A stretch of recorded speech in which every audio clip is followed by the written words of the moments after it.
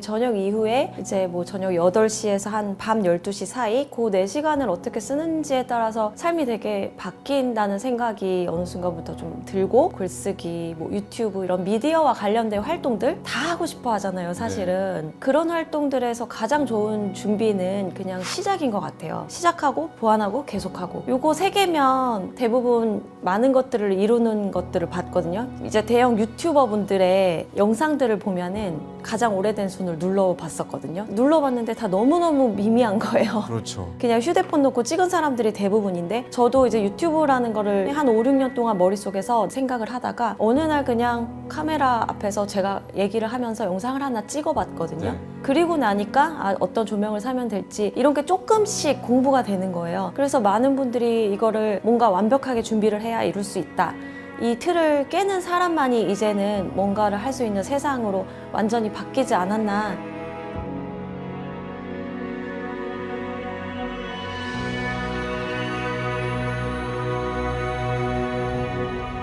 안녕하세요. 하와이 대저택입니다. 네, 여러분. 시간이 없다.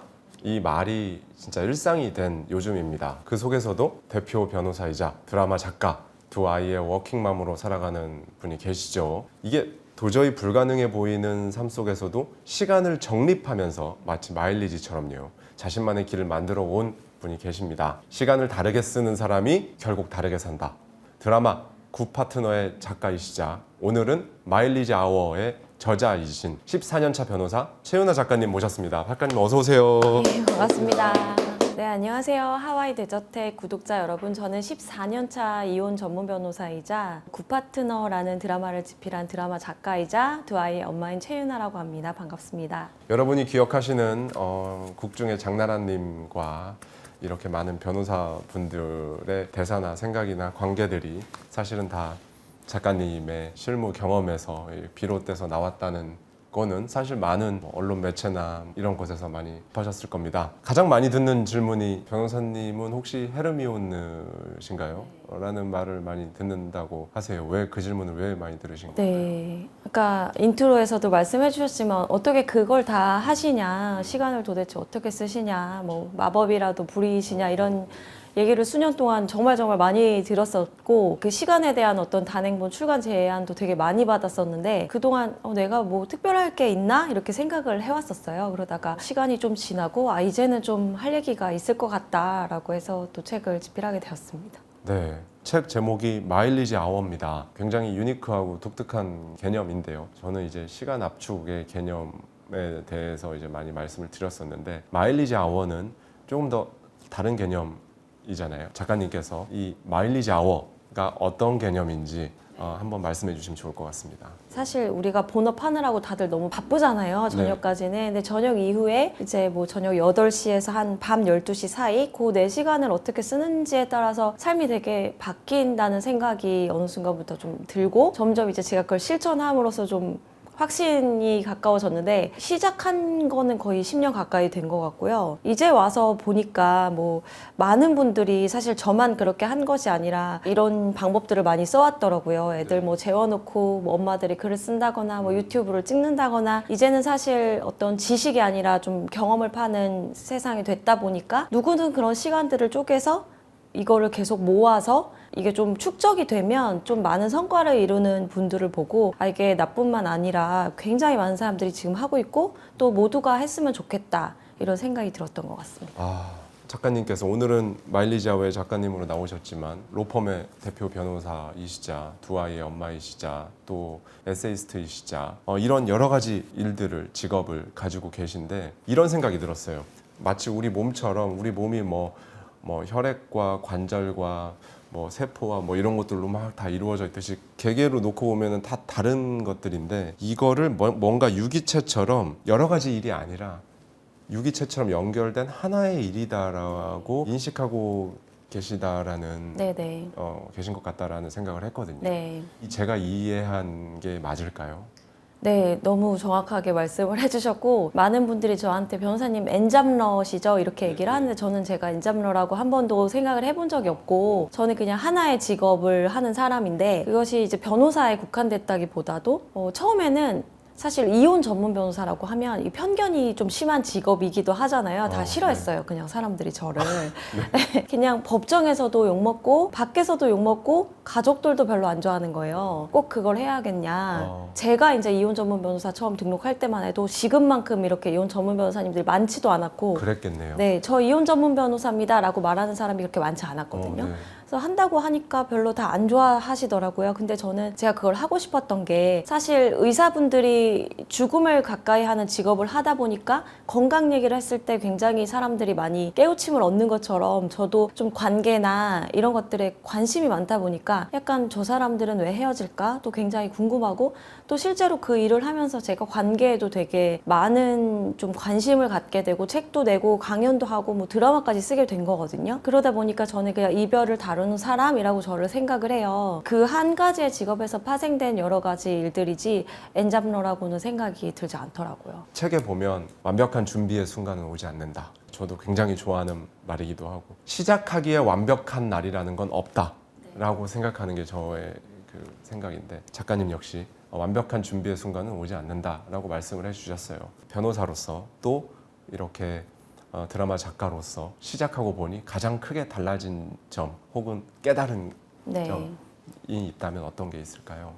말씀하신 대로 이렇게 우리가 준비를 너무 많이 하잖아요. 네, 네. 뭐 예를 들면 고시를 준비한다거나 뭐 시험을 준비하는 거는 그걸 준비해야 되는 게 맞는데 우리가 지금 많이들 하고 싶어하는 예를 들면 뭐 글쓰기, 뭐 유튜브 이런 미디어와 관련된 활동들 다 하고 싶어 하잖아요. 사실은 SNS도 그렇고 네. 그런 활동들에서 가장 좋은 준비는 그냥 시작인 것 같아요. 시작을 하고 보완을 하는 것들 그리고 계속하는 것들 시작하고 보완하고 계속하고 요거 세 개면 대부분 많은 것들을 이루는 것들을 봤거든요. 이제 작가님도 그렇지만 이제 대형 유튜버 분들의 영상들을 보면은 가장 오래된 순을 눌러봤었거든요. 눌러봤는데 다 너무너무 미미한 거예요. 그렇죠. 뭐 준비가 제대로 됐거나 영상이나 뭐 이런 것 전문가도 한 분도 안 계시고 그냥 휴대폰 놓고 찍은 사람들이 대부분인데 저도 이제 유튜브라는 거를 이제 2023년 4년에 시작했었는데 그 전에 한 5, 6년 동안 머릿속에서 나도 언젠가 유튜브를 해야지 5, 6년을 그렇게 생각을 하다가 어느 날 그냥 카메라 앞에서 제가 얘기를 하면서 영상을 하나 찍어봤거든요. 네.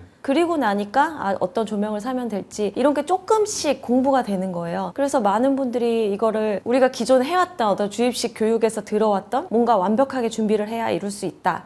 이 틀을 깨는 사람만이 이제는 뭔가를 할 수 있는 세상으로 완전히 바뀌지 않았나. 저도 워낙 시험 준비하고 그런 거에 치중해서 살던 삶이기 때문에 깨는 게 쉽지는 않았지만 그것을 깨고 나니까 드라마도 사실 저는 정말 감사하게도 SNS에 이제 만화를 제가 올리면서부터 드라마 제작사에서 저한테 혹시 드라마 한번 써보시겠어요? 하고 이제 제안을 주셔서 쓰기 시작했지만 뭔가 우리나라에 나와 있는 작법책들은 다 사서 읽으면서 드라마 대본을 쓰면서 그 책들을 공부하고 써서 누군가한테 읽혔을 때 뭐가 재미없다라고 하면 왜 재미없을까 하고 또 책을 찾아보고 이렇게 병행해서 공부하면서 대본을 썼거든요. 예.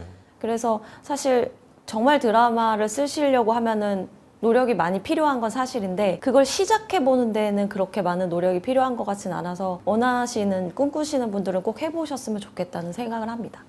네. 작가님 스스로 끈기가 없는 게 콤플렉스였다. 근데 지금은 스스로 생각하시기에도 와 진짜 나는 꾸준하게 끈기 있게 잘하는 사람이구나라고 생각이 드시잖아요. 네. 사고의 전환이 될 수 있는 또는 스스로 정했던 그 셀프 한계를 이렇게 팍 완전히 뚫고 나갈 수 있었던 어떤 계기나 루틴 같은 게 있었을까요?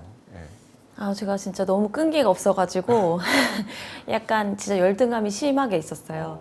제일 좋아했던 사람들의 종류가 뭔가 루틴 있고 되게 꾸준히 하고 그게 좀 답답해 보이기도 하면서 부럽고 막 좋으면서 싫고 언젠가 갖고 싶고 약간 그랬던 것 같아요. 특히 20대 때는 이거 하다가 그만두고 저거 하다가 그만두고 이런 경우가 정말 많았었거든요. 학원도 등록하면 다 기부천사 되고 운동도 3번 가면 안 가고 막 잠수 타고 이랬었거든요. 그래서 나는 도대체 뭐가 되려고 이러나 막 이런 생각을 하다가 이제 아이가 태어나면서 사실 아이가 저를 정말 목 빠지게 기다리고 있잖아요. 그러니까 네. 저녁 뭐 8시, 9시에는 들어가야 하니까 뒤에가 딱 막히고 나서부터 이 앞에가 루틴해지는 거예요. 이제 집에 들어가야 되니까 몰입하게 되고 더 열심히 하게 되고 1시간이라도 허투루 쓸 수 없고 예를 들면 뭐 1시간 점심시간 할 거 뭐 2-3시간 했다. 그럼 그 2시간을 나중에 애 재워놓고 갚아야 되고 막 이러니까 너무 그 몰입이 커지고 그러면서 루틴이라는 게 생겼어요. 저의 인생 루틴이. 네. 뭐 몇 시부터 몇 시까지 일을 하고 뭐 어떻게 하고 점심시간에는 혼자 밥을 먹으면서 좀 힐링을 하고 바로 점심 먹고 나서 일을 시작하고 이런 루틴이 생기면서 이거를 3년, 5년, 7년, 8년 이렇게 계속해 나가면서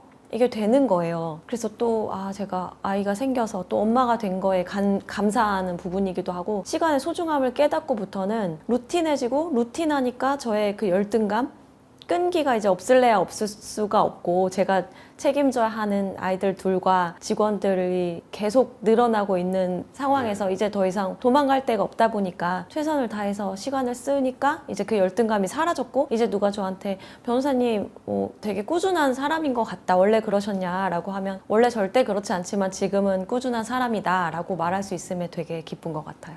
네.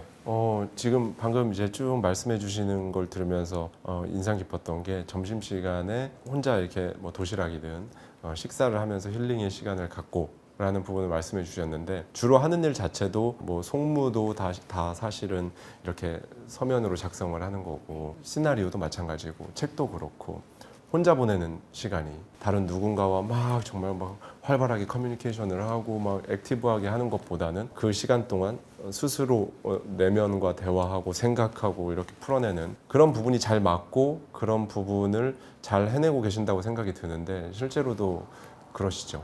네. 네, 저는 이런 일이 처음에는 잘 맞다고 생각 못 했었어요. 저 MBTI E성향이거든요. 아 정말요? 아니, 생각보다 되게 외향적인 성격이고 사람을 만났을 때 에너지를 많이 얻는 성격이에요. 네.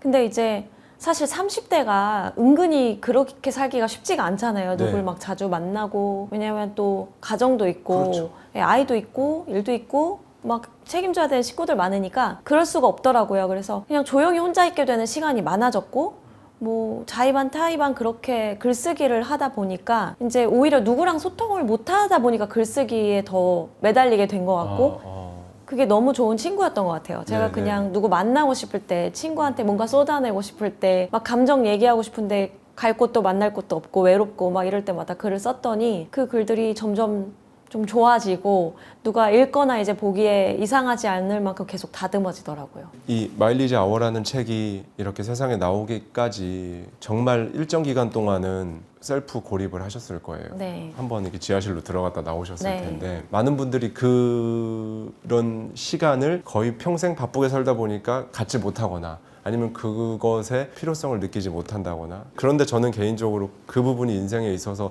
정말 한 번은 꼭 필요하다고 생각을 네. 하거든요. 작가님께서는 그런 고립되는 시간, 혼자서 스스로 고립되는 시간 이때가 사실 개인적으로는 어떻게 보면 굉장히 내 스스로가 훨씬 더 나은 버전의 내가 될 수 있는 그 시기라고 생각을 하시는지 말씀해 주시면 큰 도움이 될 것 같습니다. 네.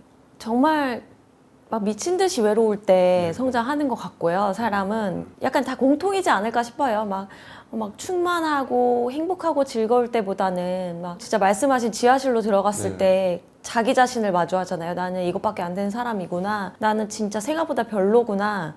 이걸 보완해야겠구나 라는 게 막 발견이 되면서 훨씬 성장하는 것 같고 사실 이제는 글쓰기가 이제 또 나름 업이 되었다 보니까 네. 그냥 고립의 일상화가 되었죠. 그래서 우파트너 2도 지금 써야 하니까 계속 이제 항상 혼자 있는 시간이 많고 그런데 이게 더 이상 뭐 외롭거나 힘들다기보다는 이제 즐거움에 가까워졌고 근데 이제 30대 내내 사실은 계속 저는 고립됐다라고 느꼈었어요. 아이를 키우는 것도 사실 저녁부터 밤까지 누구를 만날 수 없고 그렇죠. 뭐 회사 끝나고 맥주 한잔 하는 친구들이 너무 부러웠고요. 왜냐면 저는 아이를 좀 일찍 낳은 편인 것 같아요. 제 나이 또래에서. 그러다 보니까 왜 나만 이러고 있나 너무 외롭다 이런 생각 많이 했었고 또 글을 쓸 때는 정말 촬영하고 또 맞물려서 글 쓰는 시점도 있었는데 그때 막 하루에 10시간 주말에 이제 제가 평일에는 본업 있으니까 주말에는 또 글만 써야 되니까 아무도 못 만나고 그때도 또 고립이 됐었고 또 제가 20대 후반에 사실 되게 일찍 개업을 했었거든요. 사무실을. 그때도 다른 변호사님들은 약간 동료 변호사들하고 맥주 한잔 하고 이런 시간 보내는데 너무 외로운 거예요. 네. 정말 매일 울었거든요. 사건 수임을 해야 되는데 당장 월세를 내야 되는데 직원 월급은 나가도 내 월급은 못 받을 때도 그렇죠. 있었고 그러다 보니까 뭐 맨날 고립되고 나만 외롭고 나만 울고 있는 것 같은 시간들이 너무 길고 그랬었는데 지금 생각해보면 그때 그 시간들이 아니었더라면 제가 지금 이렇게 나에 대해서 잘 알고 너무 행복하고 제가 좋아하는 업을 다 가질 수 있고 이럴 수 있었을까? 그런 생각이 너무 많이 들어가지고 지금 그런 고립되어 있다라고 자기 자신을 그렇게 느끼는 사람이 있다라고 하면 절대로 그렇지 않다. 나중에 훨씬 더 행복해지실 수 있을 거라고 꼭 말씀드리고 싶어요. 네, 작가님 이렇게 뵈면 사실 굉장히 지적이고 인텔리하고 그런 느낌이 정말 많으신데 영포자의 로스쿨에서 꼴찌도 하셨다고 말씀을 하셨어요. 네. 그때 도망치지 않기 위해 실제로 사용하신 뭔가 전략이라든지 그런 게 있으시다고요? 네, 로스쿨 꼴찌라는 말을 타인의 입으로 듣는 게 처음이라 약간 순간 빵 터졌는데 정말 제가 어디를 가든 그랬던 것 같아요. 그러니까 대학교 때 갔을 때도 제가 영어를 전공했거든요, 사실은. 진짜 못하는 사람이 영어를 하려고 들어가니까 뭐 외국에서 살다 온 사람 있고 그러니까 저는 처음에 너무 힘들었어요. 막 진짜 입으로 한마디도 영어를 해본 적이 없는 사람이 영어 전공자라고 하는데 같이 그렇게 해외에서 막 10년, 20년 막 있던 사람들하고 같이 학점을 받아야 하고 그래서 초반에 되게 안 좋았다가 거의 졸업할 때는 거의 4.5점 만점을 받은 경험이 되게 많게 그렇게 나왔거든요. 꽈탑도 하고. 근데 로스쿨에 딱 들어갔는데 이제 사법고시 준비하다 오신 분들 굉장히 오랫동안 법대에 있다 오신 분들 저는 이제 영어 전공하다가 왔으니까 여기 또 똑같이 또 바닥인 거예요. 바닥이 아니라 진짜 완전 지하 몇 층이었고 그래서 첫 시험을 봤는데 그냥 꼴찌였어요. 네. 그냥 제가 꼴찌인지 이렇게 뭐 순위를 체크해보진 않았지만 그냥 저만 알 수 있거든요. 네, 무조건 네. 꼴찌거든요.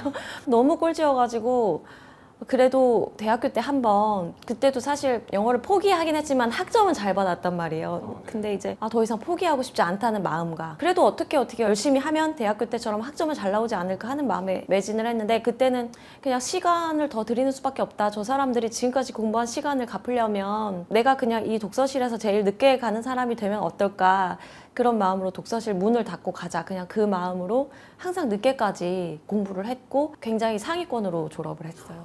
N잡러가 아니라 웰잡러다라는 개념이 인상적이었습니다. 꿈을 단어로 꾸지 말고 문장으로 꿔라. 네. 이 부분에 대해서 N잡러가 아닌 웰잡러로 성장하기 위해 가장 중요한 마인드셋이나 이런 부분이 어떤 거라고 생각을 하시는지요, 작가님께서? 네, 그 꿈을 사실 단어로 끄는 세상을 살아왔고 저도 근데 문장으로 끄라는 말을 제가 한 건 아니고 어떤 강연에서 일타 강사가 하신 얘기를 제가 들었거든요.